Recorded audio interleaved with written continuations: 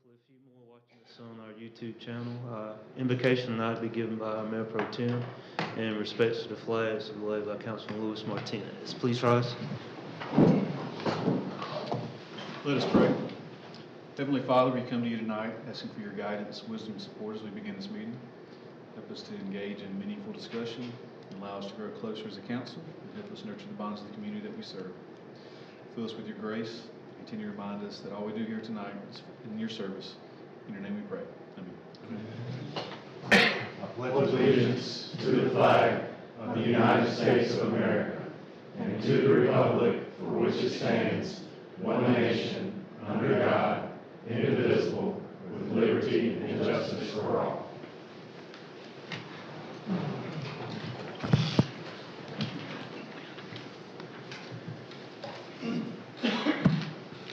Before we get into the meat of our meeting, we have a special recognition tonight. One of our fellow teammates, Lieutenant Don Hodges, is retiring tonight, and I'm going to ask David McEwen to lead us in this. David.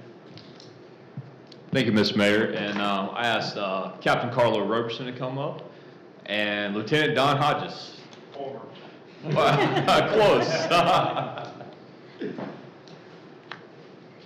Just want to say a few words. First, 35 years in law enforcement, right? Yes, sir. Quite a long time. A lot of dedication, a lot of long nights, long days to that. This is such a great opportunity for us to be able to have the opportunity to recognize you as a true public servant and dedicating 35 years of your life and to your wife and family. A lot of sacrifices that goes into law enforcement and especially public safety, and having to leave the house for things, investigations, all type of things. 22 years with us. I understand you were a K-9 officer as well. Yes, sir. Ran Bloodhound for both the sheriff's office and when I came back to the city. And how long did you do that for? That was That was you remember? 6 years, but we're also still volunteer with Technical Rescue with Bloodhound. That's great. That's great. So it's those are the calls that you get though in the middle of the night. So to my point is you get that call and you have to go and there's action happening and you go to work. Yes, sir. And it's quite a team and it's a close knit community and public safety and also the city. We're just so grateful for the opportunity and the loyal and dedication of the 22 years that you provide to the city of Anderson, and look forward to you and being able to experience a good retirement and get some rest and be able to travel hopefully and not get the phone calls all the time, right? Yes, sir. And so recently though, in 2019, Lieutenant Hodges was moved over to also managing and being over administering the detention facility. And so as you know, that's quite an active facility and it's a lot to administer there. And working with Captain Roberson. Captain Roberson, you want to say a few words? We just wanted to thank you at the City of Anderson Police Department as well as Detention Center. You have taught us a lot and we're going to miss you and we want to wish you the best on your new endeavors. Thank you, Mayor. Okay, we have an official plaque on behalf of the mayor, the city council, and the administration. An appreciation for 22 years of loyal and dedicated service to the city of Anderson, August 12th, 2024, to Donald Hodges, Jr. Congratulations to you. Thank you, sir. Gonna get a picture? Special gift to you as well. Yes, sir. Congratulations to you.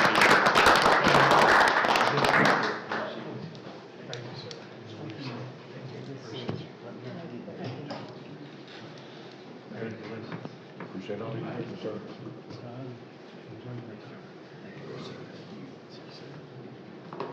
Thank you. I'll see you in church.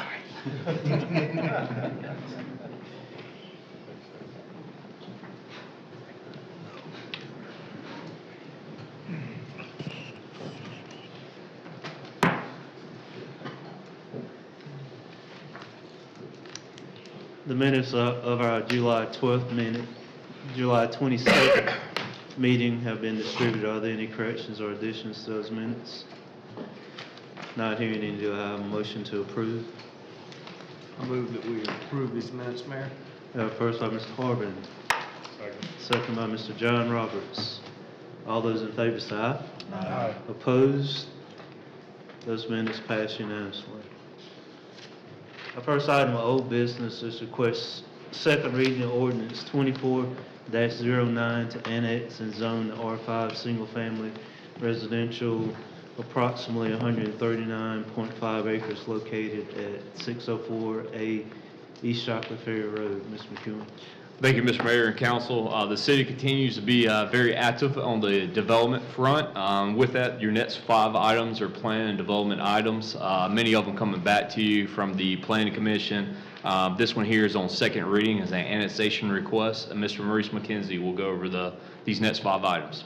Okay, thank you. Again, this is a request for annexing 139.5 acres so the applicant can develop a residential single-family lot subdivision, approximately 253 lots. And this property is contiguous to the city limits, therefore we can annex the property and they would wish to receive city services. And they're requesting the zoning of R5, single-family residential, and that zoning classification in our zoning ordinance will meet their lot specifications. And also keep in mind that the city's landscaping and tree ordinance is in effect, so that will help craft and design the layout of the development as we move forward. But some of the details I want to touch on regarding what their concept is, it will be, again, 253 lots, single-family detached units only. Typical lot sizes will be over 7,000 square feet, and there will be some landscaping and tree preservation built in. Like I mentioned before, there's a 50-foot residential buffer along East Shockley Ferry Road. 49% of the development will be undisturbed tree canopy area, where we require only 20%, so that's a significantly larger number. And the applicant also worked to preserve a cluster of significant trees kind of near the front of the development where the original house was located, and that can be used as a neighborhood park moving forward. Trees will be planted at 40-foot intervals. There will be sidewalks on both sides of the street, and there will be 15 to 20-foot wide breaks throughout the subdivision to reduce long stretches of lots and to provide some open spaces for the residents. The front yard minimum setback is 20 feet, and that's typical of what we've been approving in the past because that will eliminate vehicles overhanging sidewalks and on the streets as well. Now, once this property is annexed, we will work to ensure that the development is compliant with all of our standards, including tree preservation. A preliminary subdivision plat will have to be submitted to the Planning Commission. That'll be the first step. And then moving forward, the official plans will be submitted to the staff for review. And this is coming to you tonight for second reading. You approved it on first reading on July 22nd. And the Planning Commission also considered this request and unanimously recommended approval. Thank you, sir. Any public comment at the Planning Commission on No, this sir. item? Anybody here today would like to, in the audience? I'll open it up to council. Questions, comments? I have one question. Ms. Stewart? Maurice, you know, the house that we have over there near the cemetery, it abuts up to it, right? The new foundation's house? Yes, this, What type of buffer is going to be to separate that from the back of these houses or whatever's going to butt up to that? I'll have to double check the specifics of it, but we do have perimeter buffer standards, so those would be in effect, and those are found in the new tree preservation and landscape guidelines that you approved last August. So it is significantly more than we had in the past. Yeah, I'd just like to see some type of, whether it's any type of noise buffer or something kind of separate that, because, you know, there are children in that home over there, you know, and just want to make sure there's a separation. Yeah, we'll look closer at its proximity to this development and work with the applicant to make any improvements they possibly can. But you can see on the plat that those houses that back up to it right there, there's a separation between their property line and then to the dotted property line. So from the lot line to the dotted property line. And so that could be, you know, where they're preserving some trees there, or just that's part of the buffer requirements in that area, and that's how they've drawn that in there, so that you don't have the lot line and somebody putting a fence right there on it. Good. Any other questions, comments? Mayor, Yes, sir. um, Mr. Roberts? I recall at our last meeting, I brought up the issue of a deceleration lane, and there's no language in here saying that, and I think the applicant agreed to it, but is there something we can put in a formal agreement, if it's a simple two-sentence agreement, that they will agree to put that in a decel lane? You're right that this is not a PDD, so we can't, excuse me, write in specific guidelines because we don't have that document. But the applicant did state they are willing to do such, and I can yield to them and ask that they're willing to put something in writing to us to confirm that they will put in the decel lane. So I'm getting a nod, Yeah. yes, and they're willing to do that. Yeah, Some so sort of we'll documentation. work with them to secure that, yes, sir. Okay. I have another issue with, it has nothing to do with anything about the development, but the speeds on Shockley Ferry are scary. I travel that quite often, really. I know it's 35, posted 35, but that's not what's going on there. So I guess I'm asking, as the city, can we increase enforcement or something to help slow that down? Yeah, I will tell you, we heavily enforce out there. There's a huge volume of tickets that come from that area, and typically it's at high speeds that they're pulling them out, but our traffic division's out there quite actively But, in that area. But, River they- Street and Shockley Ferry. but they can't pull them over until after you get down to the Sweet Tooth, because that's where the city-county line is at. So when you're coming around the curve where Councilman Roberts talking about, that's real high, but then when they come around the curve, then they're usually sitting right there on the other side of the shopping center, and then they catch them going down Belton Highway. Yeah, So once you turn to in go this down case now, Belton- the whole road would come in, that portion of the road would come into the city as well with this annexation. And so you can enforce it at that point. Even the portion that's not gonna be in the city?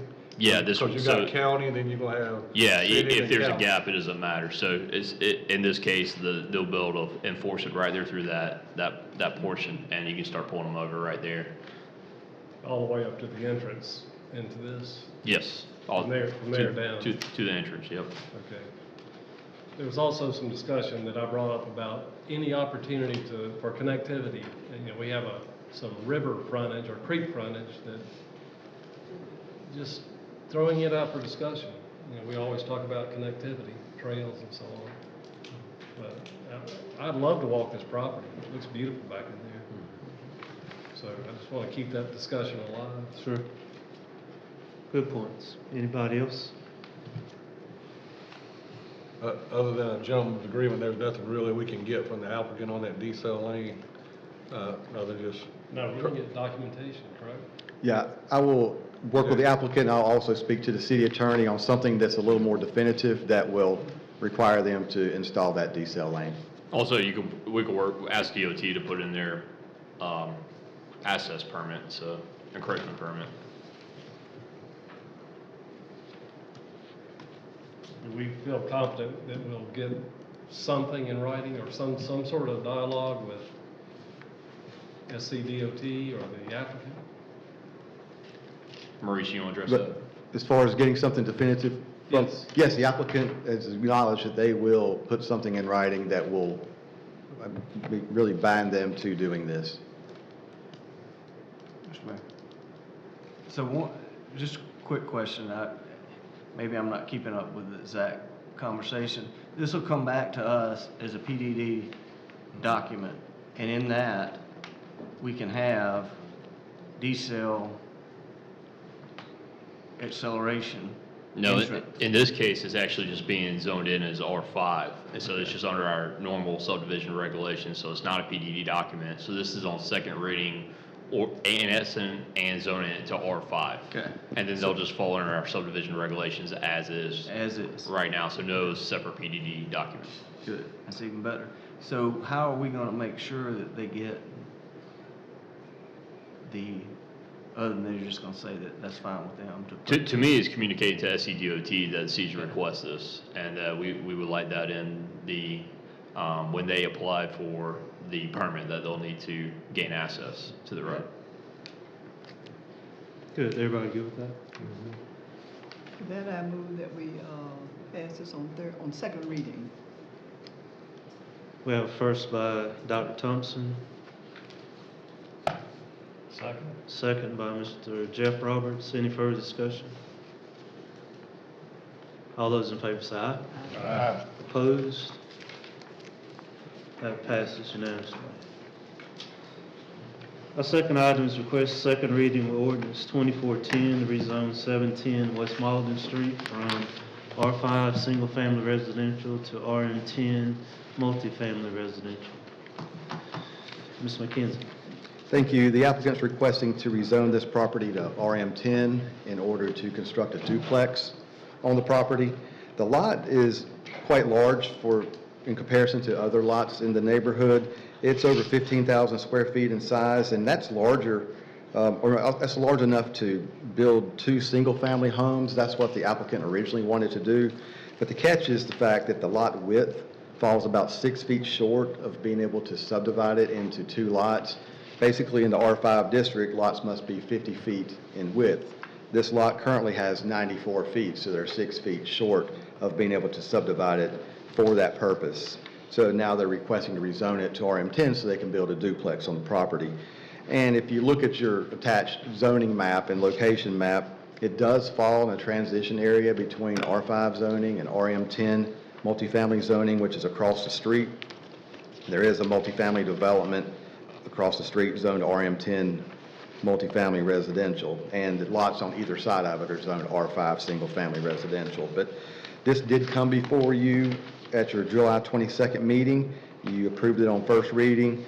The Planning Commission also considered this request and recommended approval, and the supporting factors throughout our discussion based around the fact that the proposed zoning would not negatively impact the area because it is already a transition area between 2 different zoning classifications. And also the lot is larger than most in the area, so this lot would be better able to support a duplex, maybe more so than others in the neighborhood. And also this does promote infill development in the neighborhood. So those were the supporting factors behind this. But again, this comes to you tonight on second reading. Thank you. I think we did have good discussion on this on the first reading. Any other comments, discussion? Have we received any feedback on this lot or this proposal? I'm sorry? Have we received any feedback? Comment? public Neighborhood comment? feedback? No, sir. Yeah. No, sir. Mayor, I'll make a motion that we approve it on second reading. I'll second. First by Mr. Martinez, second by Mr. Horban. Mr. Steele, the new guy. Any further discussion? All those in favor say aye. Aye. Opposed? That passes unanimously. Okay. Caught your voice yet there. Sound like Mr. Horban. Our third item of business is request consideration of an ordinance to rezone 10 acres located at 110 Fairway Green from RM10 multifamily residential to a PDD, a Planned Development District. Mr. McKenzie. Thanks. Take you back a little bit. 2 years ago, you rezoned this property, which consists of 10 acres. It was zoned R20 single-family residential. You rezoned it to RM10 multifamily residential, so the applicant could construct multifamily units on the property. Since that time, they refined their plans a little more in detail, and now they would like to construct townhouses on individual lots. And in our zoning ordinance, the RM10 standards require townhouse lots to be a minimum of 5,000 square feet, and that just doesn't meet the typical lot size standards that we see in townhouse developments. In this day and age, they're really more like 2,000 to 2,500 square feet in size, the lots are. So they are requesting a PDD zoning classification. That way they can write in their specific development standards, particularly regarding the lot size. And the PDD document, just to give you some highlights, it says a maximum of 80 townhouse units will be allowed. Minimum square footage of the units themselves will be 1,500 square feet. There will be sidewalks on one side of the road. There will be 20-foot separation from the front property line to the front of the garage, again, to ensure no vehicle overhangs onto the sidewalks and onto the streets. Also, the city's tree preservation landscaping guidelines do apply to this development, so they'll have street trees every 40 feet and other requirements per those standards. Now, this came before you on first reading at your last meeting on July 22nd, and there was some good discussion, and the item was continued to tonight. That way, the developer had an opportunity to improve upon some things that were discussed, one being traffic calming measures, and also to provide better access to open space.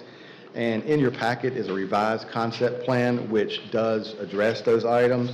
You will see that the new plan has some landscape medians for traffic calming purposes, and then there's a larger common area and pocket park that was created by reconfiguring the layout of the property. So those were the revisions made per your discussion at your last meeting, but this comes to you tonight for approval on first reading. Thank you, sir. Again, discussion table. Any further? We'll continue discussion. Mr. Roberts, Jeff? I think I had a lot to say about this last time, and quite honestly, very pleased with what came back. Certainly, the traffic calming issue was addressed, and the headlights shining into opposing structures at a T intersection, and the green space access. So I'm well pleased. I can certainly approve this. I'd like to hear other comments perhaps, but More I'm so, very, very pleased with what came back. I am too. And I don't, the developer in here. No, sir, I don't see him in the audience. Yeah, we had also, if I remember right, we kind of talked about connectivity on this one when we did the PDD because of the trail that's fairly close, could be fairly close there. Do we have any more, trying to think any other developments out there that might come back to us that are sitting out there in regards, because he could have built this without any input, and I guess the market changed and he went to townhomes. But I'm pleased with it. Any other comments, questions? This parking lot that's at the end of this cul-de-sac, that's parking for that last row of buildings right there, or is it just overflow parking? It's my understanding that it's overflow parking for guests and other uses. Anything else, guys? I know there was some discussion about setbacks and vehicles last time. I don't see if that's been addressed, if there would be any overhang on the sidewalks. In the PDD document, it states 20 feet. That way, Okay. between the property line and the right-of-way, there will be adequate space. That's what we've typically been approving, so we feel confident that that would help prohibit the vehicles from overhanging onto the sidewalks and into the street. And one thing that stands out too, if you can see on the front page of the summary, that the landscaping that council adopted, the new guidelines, you can see that new plant trees will have 3-inch caliper, 12 feet in height, right from the get-go. And then street trees required every 40 feet. And you're just not seeing that in other townhome developments that you see nearby in other counties where you don't see any landscaping go in. And now you're getting mature, good-sized trees going in right from the start, which is it will really help out. I agree. Mr. McKenzie, the islands in the development, that's for traffic calming? Yes, it usually provides a little break, which visually will keep people from speeding. It'll help people slow down as you enter the development, then there's one further down. And that's not mandatory, that's just something that they put in there to calm? That's right, that was a discussion item that came up, so they inserted that. You know, one time they asked about installing speed humps. That's something that we typically try to shy away from, so we found that this could be an effective measure as well. In fact, Kayfield Farms, if you remember that single-family development up off Midway Road, they installed or are installing landscape medians throughout their development. I think that's an excellent thing that I guess Mr. Roberts brought up.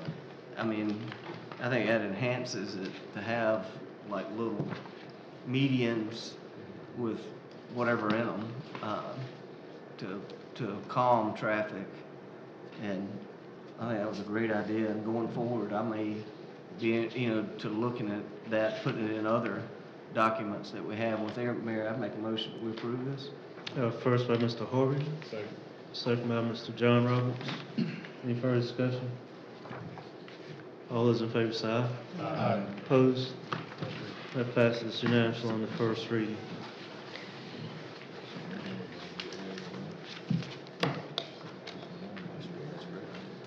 Our next item is request consideration of an ordinance to annex and zone to R10, single-family residential, .67 acres located on Johannes Circle.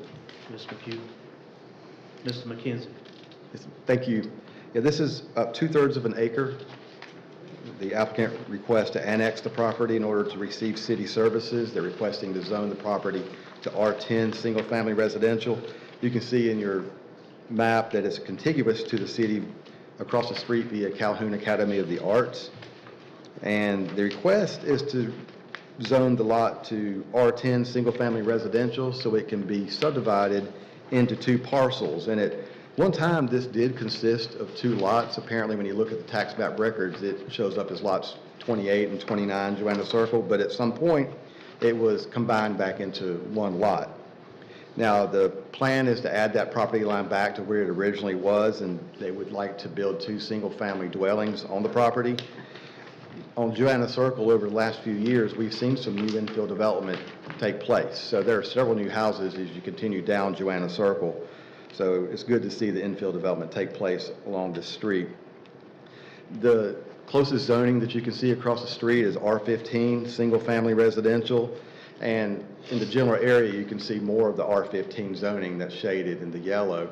And there is some pink in the back. You'll see that's PDD zoning. That's actually Stonebridge at Rankin's Lake, but just wanted to tell you that so you can see where it's located. But ideally, to zone this lot to R15 would make sense from a zoning map standpoint to keep things cleaner.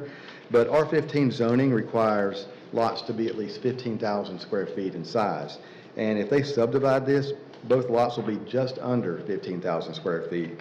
In fact, one will be about 14,300 square feet, the other one about 14,600 square feet. So it would not qualify for the R15 zoning. So that's why the R10 zoning is being requested, because that requires a minimum lot size of 10,000 square feet. But again, these are just under 15,000 square feet if they are subdivided into 2.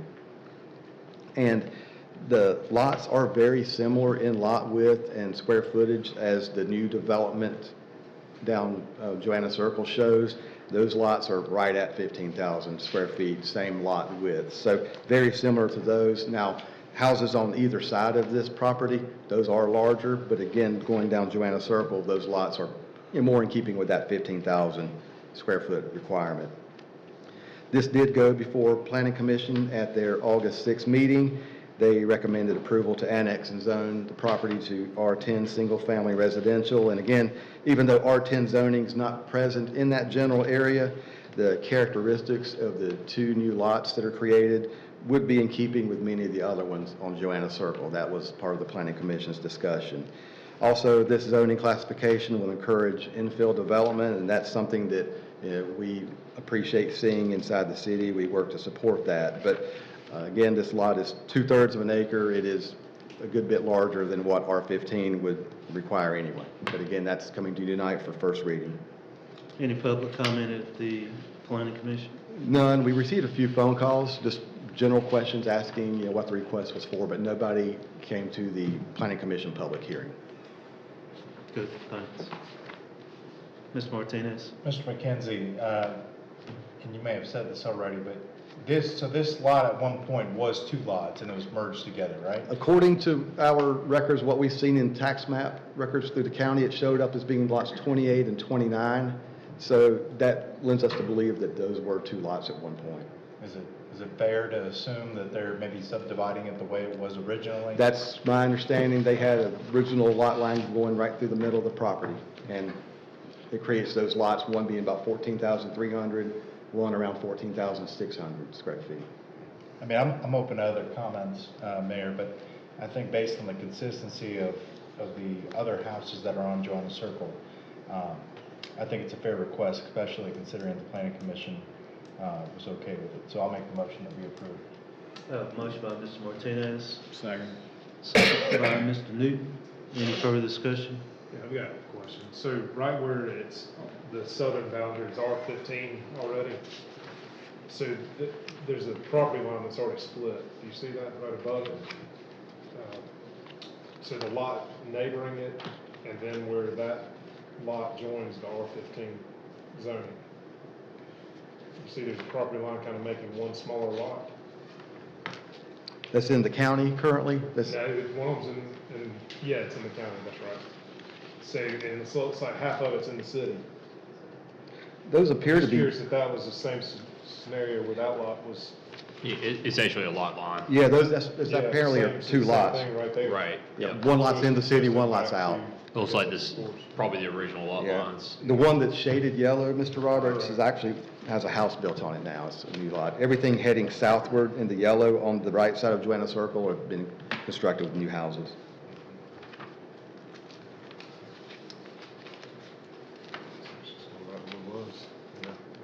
I was just curious. Good. Kind Any of going further back, questions? reverting back as Martinez was. Seems like it, yeah. I rode the neighborhood, and obviously there are a lot of new construction right there too. So no further comments. All those in favor say aye. Aye. Opposed? That passes unanimously on the first reading. Our last item of new business is request consideration of an ordinance to rezone 307 Concord Road from R15 Single Family Residential to NC Neighborhood Commercial. Mr. McKenzie. Thanks, Mr. Mayor. The applicant seeks to rezone the front portion of this property to NC Neighborhood Commercial so it can be utilized for commercial purposes, initially for food trucks and food trailers. You can see this is a large piece of property, 1.7 acres, but the applicant's only requesting to rezone the front 210 feet coming off of Concord Road to neighborhood commercial. That way it preserves a residential zoning on the back side along Pine Lane because this is a double frontage lot. But they're requesting the NC zoning again because they would like to have food trucks, food trailers on the property. And per the city's policy, we allow food trucks on private properties that are zoned for restaurant uses. And again, these are to be used on properties on a temporary basis. But again, the NC neighborhood commercial zoning is the least intensive zoning classification that allows restaurants. Thus, it's the least intensive zoning classification that would allow food trucks or food trailers. Again, the request is to rezone the front 210 feet of frontage, and that equates to just under an acre. And again, for commercial purposes. And the site has been in use for commercial purposes in the past. If you drive by, you can see there's a commercial style building on the property. There's asphalt on the ground as well in certain locations. But the property lost its non-conforming status because it's been vacant for more than 4 months. But again, at one time, it has been in use for commercial purposes.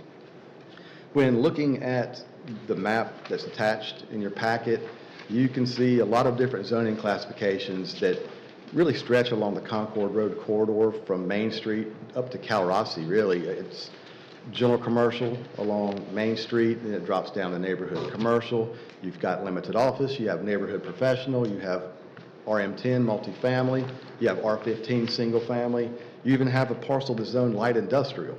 So you have a variety of zoning classifications throughout that stretch, but you can see that looking at the way the zoning is aligned along Concord Road, the more intense zoning is geared toward the Main Street side, and as you continue up Concord Road, it starts to diminish somewhat. Lane Avenue, if you look at that, almost acts as the dividing line between neighborhood commercial and lesser intensive zoning classifications. But again, the request is for neighborhood commercial.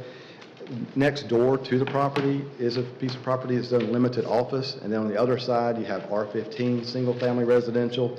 But the abutting LO, the difference between it and neighborhood commercial is that neighborhood commercial allows a few more things that limited office does not. Restaurants, retail, it even allows like a convenience store, a gas station. Those type of things makes it a little bit more intensive than what you see adjacent to it with LO zoning. And this did go before Planning Commission on August 6th, last week. They recommended denial of this request. They looked at this being a permanent situation. When you rezone a piece of property, it's rezoned. It runs with the land. So they did not think it was prudent to rezone this property to a more intensive neighborhood commercial zoning for a temporary use such as a food truck. And they did state that they would be supportive of something a little less intensive like LO, limited office, but again, that was just something they stated they would be supportive of. The request coming before you tonight is for neighborhood commercial. I just wanted to state that's what they were saying at the meeting. But this comes to you tonight for consideration on first reading. Thank you. Questions, comments? Ms. Newton? This is an area that I represent, and I've tried to talk to as many people as I can about it. It's kind of one of those situations where I haven't really talked to anybody who is opposed to what I think the applicant actually wants to do with it, but it comes back to the whole, long-term thinking. Once we rezone it, that's a permanent change, and there's a lot of things that's allowed under neighborhood commercial. I talked to Mr. Strickland, I talked to Mr. McKenzie. This is one of those things where I wish we had the authority sometimes to just kind of craft this nice little, zoning just for what the applicant wants, but, we're not allowed to do that. We're charged with kind of thinking in the future, forward thinking. That whole corridor is kind of, a hodgepodge of different things, and, I think you referenced how Lane's kind of like a good dividing line. I know it kind of is very close to the area that Councilman Steele represents too, just on the other side of the street. Again, I'm not going to be able to support rezoning it for that. I know we can obviously have more discussion. And again, this is one of those things where I think what the applicant wants, short term, is fine. But I also know that, it would leave the possibility open to have 5 food trucks there or different kind of establishments that, I don't think that area would like long term, so. Good, thanks. Any other? Ms. Steele? So yes, I would echo Councilman Newton's concerns. I think again, what has been proposed there would be fine, but one of the things, that I learned back in law school was when you're making law, you want to look at not just what happens in one instance that you're trying to do, you need to look at the ramifications for years to come. And as Councilman Newton noted, this would be a permanent rezoning. And again, if that coffee trailer wanted to move on and they wanted to put a full-blown restaurant or some other neighborhood commercial building there, the next owner or the next person who enters into a lease, they can do that. And at that point, our hands are tied with us having rezoned that neighborhood commercial. Having driven through the area, as Councilman Newton noted, I have some of the neighborhoods on kind of the other side of Concord Road. It does change quickly there, but you do kind of hit much more of a residential feel once you get past the old Pizza on Concord and the Concord Market there at the corner, and you kind of go in, there's that new infill development right there on Plaza Way, and then you move into some various types of housing. So to me, I share some of those concerns about preserving the neighborhood character, and I would echo what Councilman Newton said. Mr. Ms. Mayor. Harvey? So, Mr. McKenzie, the applicant didn't lower from neighborhood commercial to limited office. His request tonight is neighborhood commercial. Yes, my last conversation was neighborhood commercial. Again, he wanted that zoning classification so he could do the immediate use of the food trailer. Okay. And again, limited office would not allow that, so he did not officially request any other zoning than the NC. Would limited office facilitate a construction company? It would facilitate a build, construction like- company office. Yeah, that's what it's been for, when it was built in the 50s, it was a local construction company that was their office with a barn in the back. Yeah. And then when we implemented zoning, in the 70s, we did an overlay, or 80s, said that this needs to be neighborhood, and then it became non-conforming. But would limited office let it be, take it back to what it was before there were very few houses on that road? Definitely an office would be permitted. Now, as far as storage of materials, things like that, that might be a different story. See, that's my quandary. I mean, you know, these particular, and I agree with, you know, Mr. Newton and Mr. Steele, but, you know, it was a construction company, as best I can tell, in the mid to late 50s is when it was acquired by the owner, and he ran a business out of there. I mean, I'm sure Mr. Roberts was familiar with that business before I was, you know, was familiar with it, and then, you know, the owner passes away and they lease it out, and then it goes not leased for 120 days, and we slap, or the city, you know, goes to single family, or what does it go back to? R10. Well, it's zoned single family right now, yes. It's zoned single family, and it had never been single family.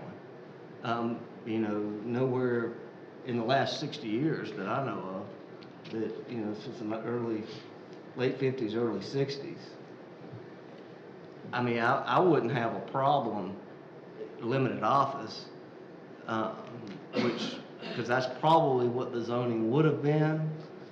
But neighborhood commercial, I think, opens up, you know, a hodgepodge of things, even though that they've, you know, cut it down to a smaller size, because the lot, you know, that particular lot goes all the way through the Pine Lane, and the back side of it should certainly be residential.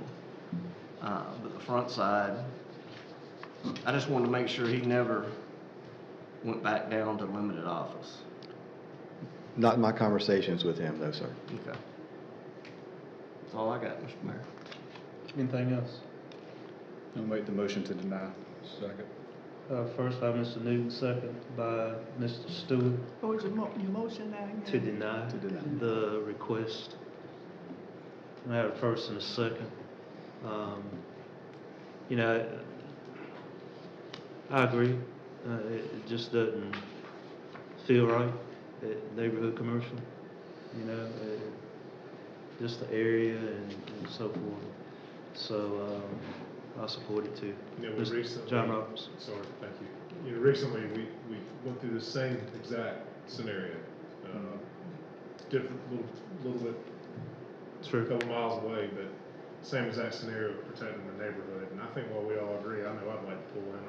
I got excited seeing a trailer and a coffee shop sitting there, and just agree with what Mr. Harbin says. It's one of those unfortunate circumstances, and wish there was a way we could accommodate it, but I think it's a slippery slope with the neighborhood commercial zone.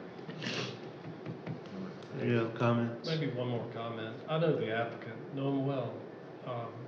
And I think it'd be fair to say that if another tenant or lease opportunity came along, not a food truck or potential restaurant, I think he'd be certainly open to that. So it's not a closed deal here. There are other opportunities under LO if he chooses that route. So I just encourage him not to give up and pursue an LO occupancy. First and second. All those in favor of denying the request? Aye. Yeah. Anybody opposed to that? The denial of this request is unanimous.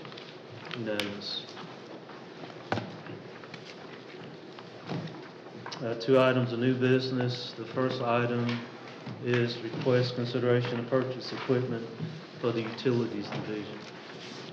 Ms. McEwen? Thank you, Mr. Mayor, Council. Again, it's that time of year where we're implementing the budget that was adopted and pursuing equipment needs. In this case, for utilities. Before you recently, we had some equipment for public works. I think that was last meeting.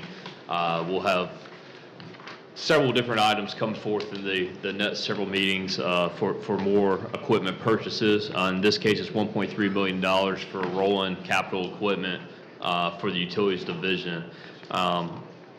You did approve Resolution 2406 for our capital equipment lease proceeds at the council meeting on July the 22nd. That allows us to move forward with a overall lease purchase agreement, as what is called in government, essentially a borrowing for the purchase of these equipment needs. And so this will be rolled up into that capital equipment lease proceeds, or the proceeds rather will be paying for this. That will receive up front, pay for it, and again, this will be a short-term debt service for us. So with that, we have a long list of equipment, and Mr. Scott Banks, our utilities director, will go over this, and if you just kind of want to hit the high points of each item and make your recommendation. Mr. Banks. Good evening.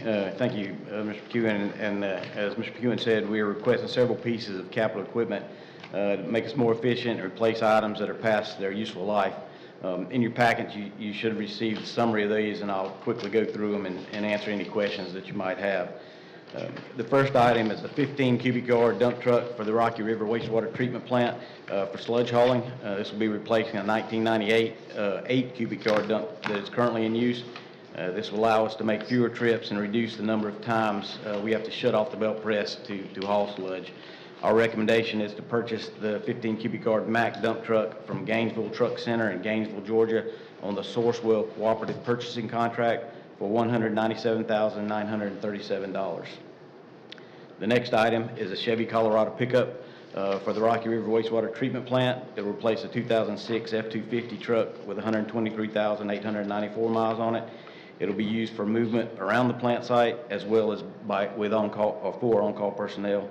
The recommendation is to purchase the truck from Richard K. Superstore in Anderson on the state contract for $36,865.28. The next item is a second Chevy Colorado pickup, this time for the Generosity Creek Wastewater Treatment Plant. It will replace another 2006 F-250 with 100,888 miles that needs a new transmission. The recommendation, as stated before, is to purchase the truck from Richard K. Superstore in Anderson on the state contract for $36,865.28. The next item is a closed-circuit TV equipment and transport van for wastewater collection. This will replace our current system purchased in 2017 that is getting to the end of its useful life. We use this current system almost daily, evaluating the collection system and determining the extent of problems that have occurred. The recommendation is to purchase the system from Jetvac of Sumter, South Carolina through the Sourcewell Cooperative Purchasing Contract for $371,684.96. The next item is a CAT midsize dozer with enclosed cab for wastewater collection. We had a 1975 dozer that was sold a short time ago due to mechanical issues. The dozer will be utilized for the right-of-way maintenance and upkeep. Recommendation is to purchase the dozer from Blanchard Equipment through the Sourcewell Cooperative Purchasing Contract for $194,500. The next item is a right-of-way / easement machine for wastewater collection. This machine will allow us to access blockages in our system where either the terrain is too rough or it's too remote for us to access with our vac truck. The recommendation is to purchase this right-of-way machine from Jetvac of Sumter, South Carolina through the Sourcewell Cooperative Purchasing Contract for $92,115.87. Excuse me. The next item is a Super Duty dually for wastewater collection. This truck will be used for daily right-of-way maintenance, pulling a skid steer, grinder, and bush hog equipment. There were no local state contract vendors that could give a delivery date. We did have a state contract price from a agency or from a dealership in Birmingham, Alabama, for a price of $73,491.80, but staff is recommending we purchase the truck from Anderson Ford for $73,645.80, which is $163 more than the one in Alabama, but we don't have to go to Alabama to purchase it or to pick it up, and it's a local dealer. The eighth item is a John Deere Gator side-by-side for wastewater collection. The Gator will be used to transport crews and equipment during daily right-of-way cutting and maintenance, as well as repairs. The recommendation is to purchase the equipment from John Deere of Anderson on the state contract for $22,264.67. The next item is a 13 cubic yard dump truck for water distribution. This will be used for hauling gravel, mud, asphalt, for our larger breaks or where we have good access. The recommendation is to purchase the truck from Kenworth Dealership in West Columbia through the Sourcewell Cooperative Purchasing Contract for $167,087. The next item is a 4.9 cubic yard dump truck. This will replace a 1998 F-450 that we currently use, and it's used for hauling materials in tight areas where our larger trucks can't get to. The recommendation is to purchase the truck from Dick Smith Automotive in Greenville, South Carolina through the state contract for $84,225. The last item is a small SUV. This vehicle will be driven by the Assistant Utilities Director between plants, the Operations Center, and various work sites. The recommendation is to purchase a Subaru Crosstrek from Fairway Subaru of Greenville for $27,974. We had other quotes from Ford and, we had other quotes from state dealers on the state contract for both Ford and Chevy as well as Subaru, but we couldn't get a delivery date on any of those. A lot of them were well into the future if they gave us any kind of delivery at all. We did find this one on site or on the lot that was cheaper than any of the state contract prices that we got for $27,974. The total for these pieces of equipment and vehicle is $1,305,173.86. Thank you, Mr. Banks. Ms. Watt, any questions, comments? A few questions. On Yes, the small pickup trucks in 2 and 3, Yes, sir. and then the small SUV in 11, I note that there's multiple makes and models, so we're not comparing the same. So like in the small pickups, you have the Chevy Colorado versus Ford Ranger, and then you have, as you noted, the Trailblazer, Crosstrek, and Escape. Is fuel economy essentially the same, and maintenance costs essentially the same across all those? Yes, sir, and like I said, most of these are state contract prices, so they've already been pitted against each other, so to speak, I guess you'd say. And but we looked at delivery, we looked at the economies and the intended use as well. Ms. Stewart? Kind of going with what Councilman Steele was saying, do we have any Colorados that we're using right now? Yes, sir. We do have? I know there's at least a couple in, the meter readers use them, and I'm not sure. Excuse me, they are in the fleet. The fleet does already service those for other divisions and departments. And then the other question is the closed circuit TV equipment and transport van for the jet vac. That's the camera we put in the line, and it just seemed like yesterday we just bought one, a brand new one. And That was in and it was 27 7 years ago, six and a half, 7 years ago. But Yes, sir. again, is that the life expectancy? Because I thought the one before that, we seemed like we had 15 years or longer, or is this one just being used that much? It's used daily. We like I said, it's a daily use. The current one we have too, is starting to give us trouble with, it stays in the shop now as much as it stays in our fleet. And likewise, this one will also give us some additional capabilities. This particular one will allow us to look up laterals to just not the main line, but it has a lateral launch where we can inspect even the laterals coming from the homes. Because, if you factor the life expectancy of the one we just had bought, it seemed like yesterday, it's about $80,000 a year is what, is what it's costing to operate, I guess, before you have to replace it. Is there any type of warranty on this camera, or before you start seeing maintenance, or there's nothing that we can maintain, or? Well, I know this one, we obviously have the 1 to 2 year warranty that comes with it, but likewise, this particular camera also, part of the problem with the old camera is it comes back with through the cable, which is not a good design.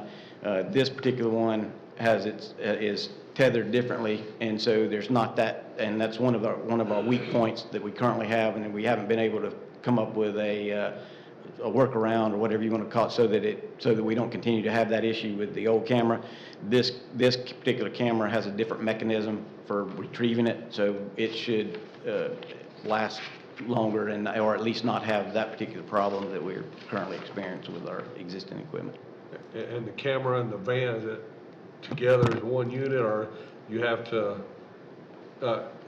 is the van that we have now capable of supporting the new camera, or do you have to get a package deal, or you can't separate the two?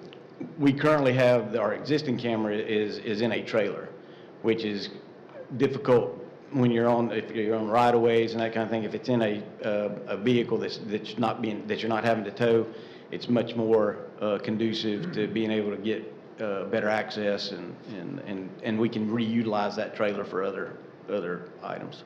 All right, thank you. So right now, we don't have a van, it's a trailer. Correct, yes, sir. Gotcha. Mr. Mayor? Ms. Gordon. Do you anticipate the item 5, the mid-side dozer with enclosed cab, the one that's replacing is from 1975, do you anticipate this one to still be in service, what is that, 49 years later? It is a cat, so hopefully, you know. I mean, I think it's unbelievable that the one that we're replacing is that, and the day-to-day operations, a lot of this stuff is day-to-day operations and of your department. And I saw that several of them are 2025 delivery dates. So I assume next spring is about as far out as you go.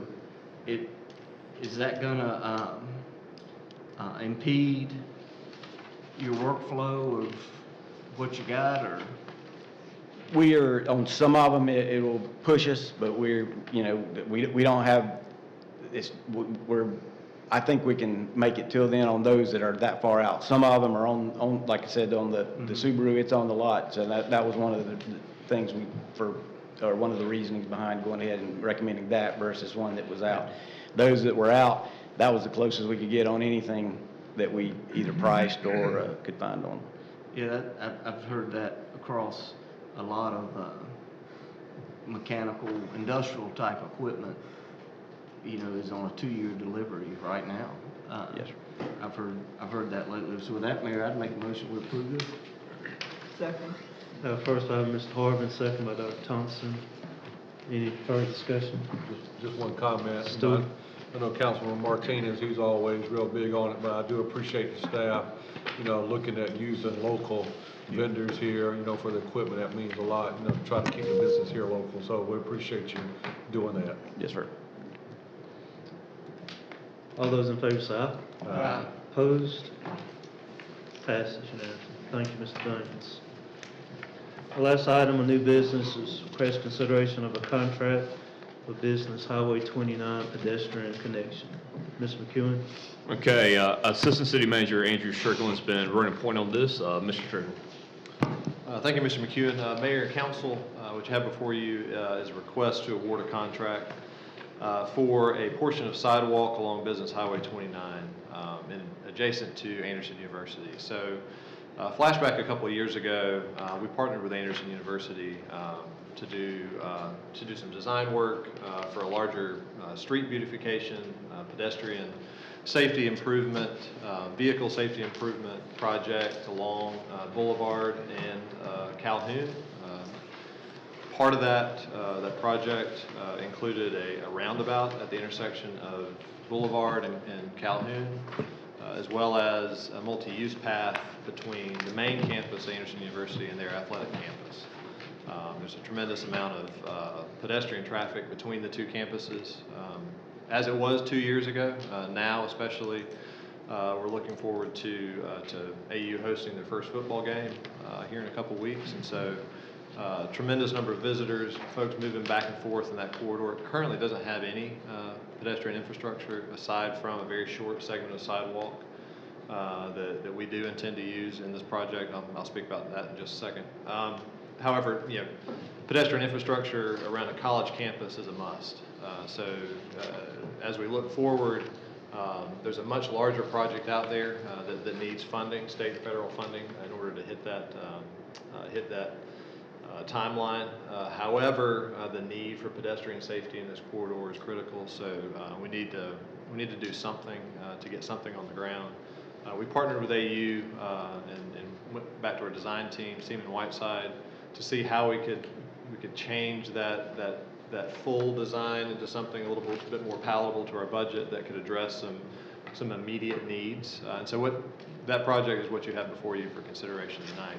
It's essentially a 6-foot wide sidewalk along the north section, on the north side of Business Highway 29 Boulevard, as we know it, between main campus and the athletic campus. I think it's the second driveway of the athletic campus. They'll essentially just get pedestrians out of the roadway. It's a 6-foot wide section, like I mentioned. It is designed to seamlessly fit, say we get funding one day for the full project. This is essentially half the design of that multi-use path, so that it's the same elevation. It just doesn't have any of the curbing or the stormwater infrastructure required of a much larger path, so that when we get funding one day, we can essentially just add on another 6 feet and we have that project there. Very thoughtful design. Happy to answer any questions. The low bidder for this project was Southern Concrete and Construction in Anderson for the amount of $396,000. Local company, we've done business with them before in the past, done great work, so we're happy to see them come in low here. Happy to answer any questions if you have any. We do have some visitors from Anderson University here to join us tonight, Omar Rashid, Charlie Dickerson.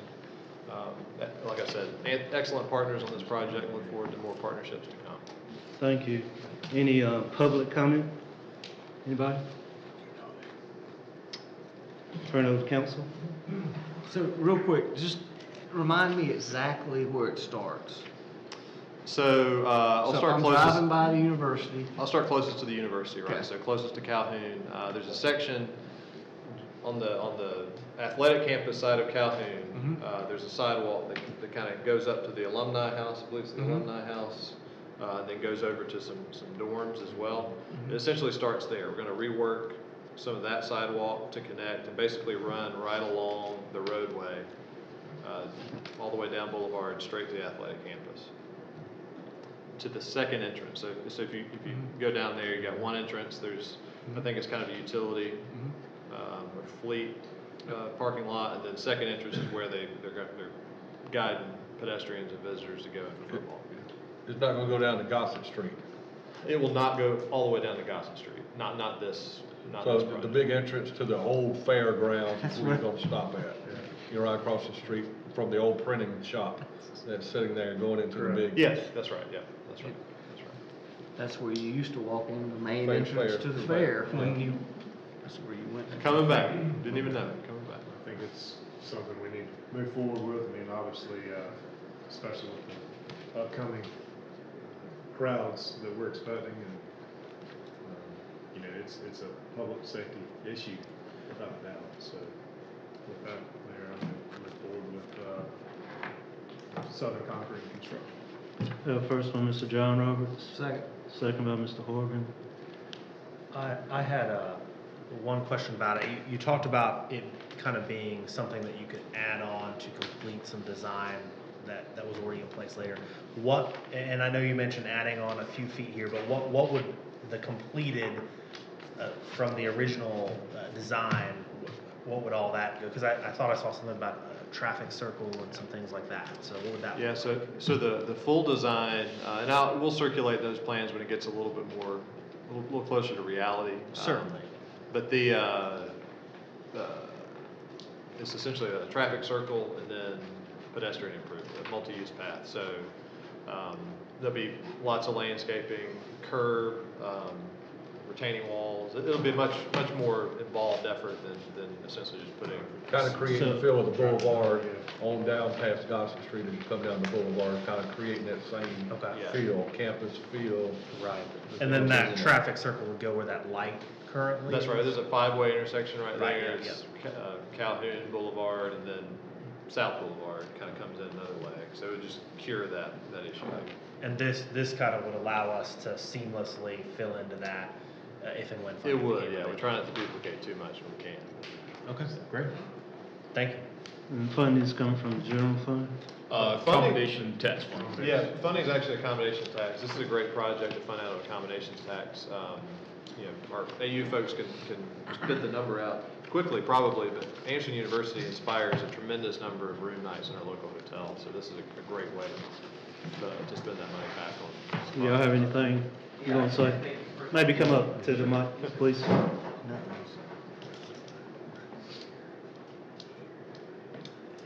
Thank you.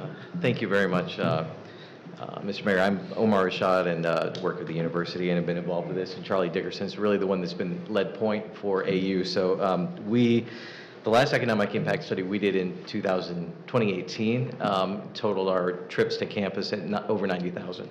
And that has only increased since then. Now we're South Carolina's largest and fastest growing private university. We have 2,400 students that live on campus and campus residents.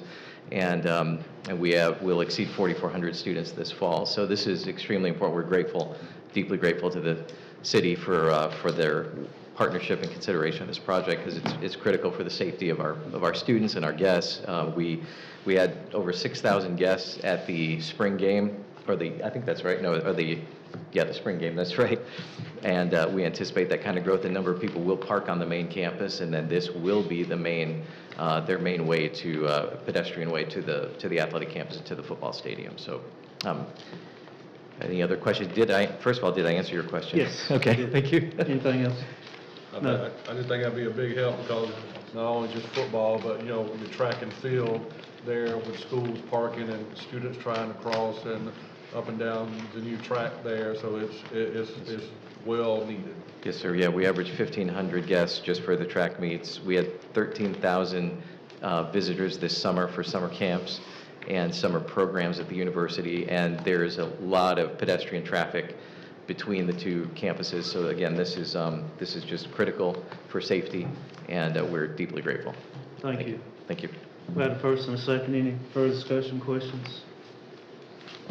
All those in favor say aye. Aye. Opposed? Thank you. I would entertain a motion to adjourn. So moved. First by Mr. Newton. Second by Mr. Jeff Roberts. All those in favor say aye. Aye. Opposed? We stand adjourned.